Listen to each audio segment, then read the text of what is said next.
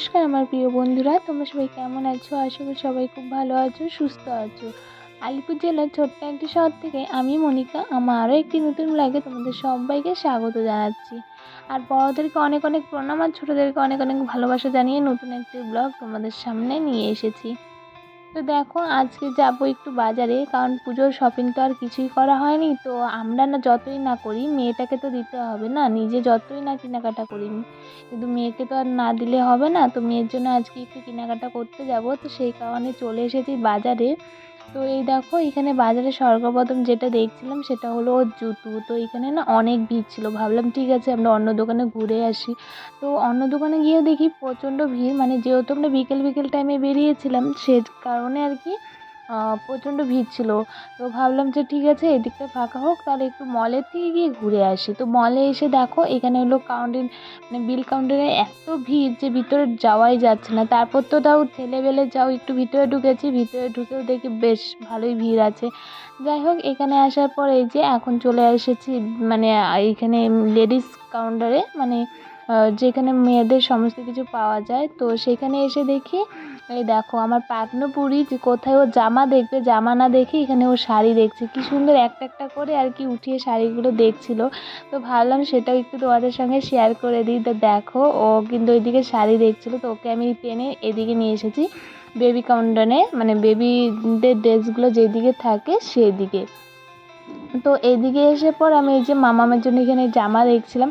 এখানে না অনেক সুন্দর সুন্দর মানে জামা ছিল, অনেক মানে অনেক অনেক সুন্দর সুন্দর জামা ছিল।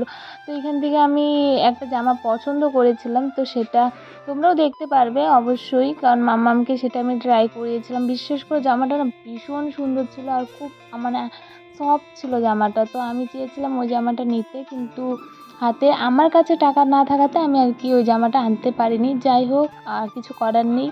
তো সেই কারণে এই যে এখানে আমি কিন্তু এখনও কিন্তু ওই জামাটা দেখিনি। তো যাই হোক, এখানে এই যে এই জামাগুলো ফ্রকগুলো আমি ওকে দেখাচ্ছিলাম।